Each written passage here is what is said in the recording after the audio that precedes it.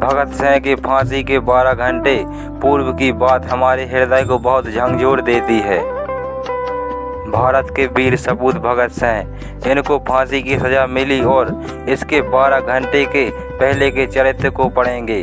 किताबों में कई लेखकों ने लिखे हैं, उसको आप पढ़ेंगे तो आपके रोंगटे खड़े हो जाएंगे। क्या बहादुरी थी, ऐसे ही नहीं हमको आज़ादी मिली है, ऐसे ही नहीं हम स्वतंत्र हैं।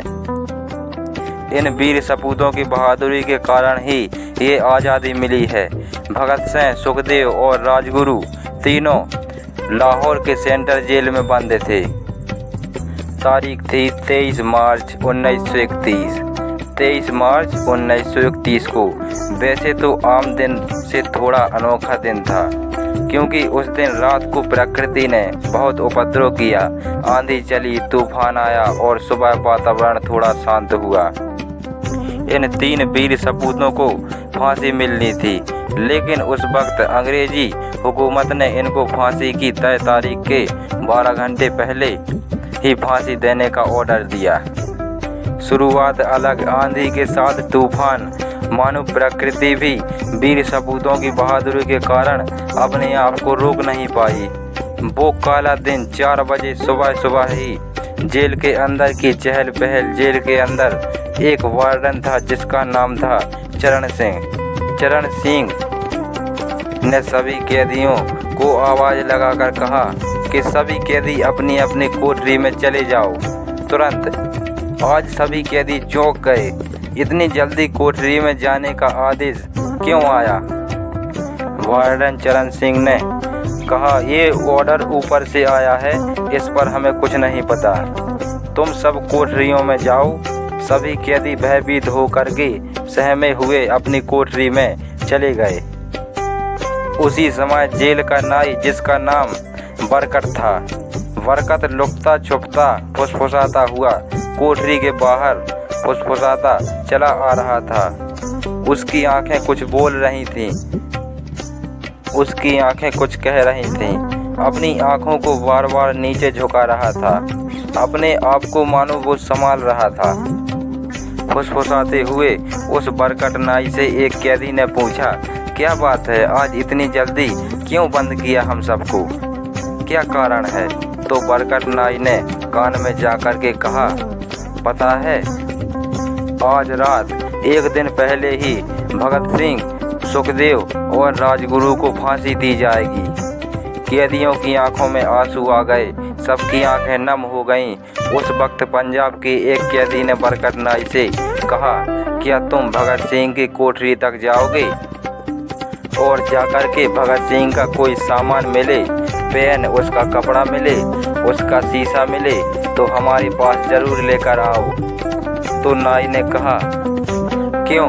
फिर उस पंजाब की कैदी ने कहा, ताकि वो सामान मेरे हाथ में रहेगा तो मैं अपने बच्चों को बताऊंगा, मैं अपने परिजनों को बताऊंगा, मैं बताऊंगा कि ये भगत सिंह का पेन है, जिसने अपनी बहादुरी के पीछे प्राण दिए पर वो कभी झुका नहीं, वो कभी झुका नहीं राष्ट्रमाता के लिए, अपने देश के लिए।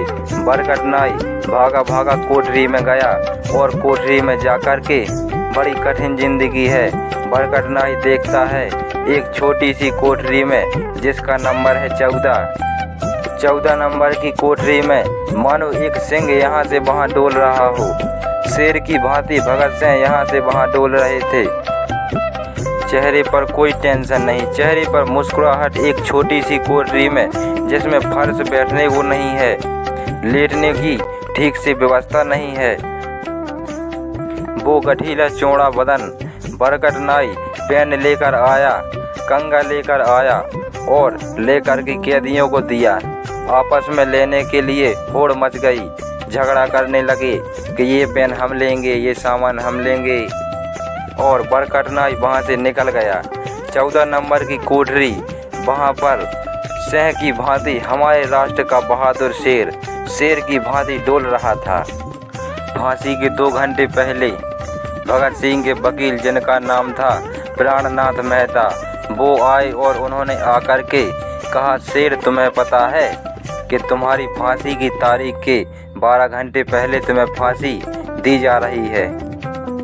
भगत सिंह के चेहरे से मुस्कुराहट नहीं गई और वहीं शेर की जैसी बुलंद आवाज में कहा, क्रांतिकारियों को तो मरना ही होता है, क्रांतिकारियों की तो शहादत ही उनका जीवन होती है।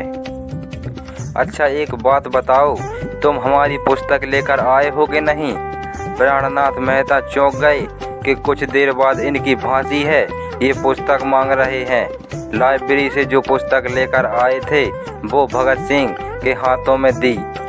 भगत सिंह ने बिना देरी किए पुस्तक को पढ़ना प्रारंभ कर दिया। मुस्कुराकर कहा, और कुछ भगत सिंह? मेहता ने कहा, कोई देश को अपना संदेश देना चाहते हो? अंतिम संदेश। भगत सिंह ने बिना मोह किताब से हटाए हुए 2 संदेश दिए, साम्राज्य मुर्दाबाद, इंकलाब जिंदाबाद, इंकलाब जिंदाबाद।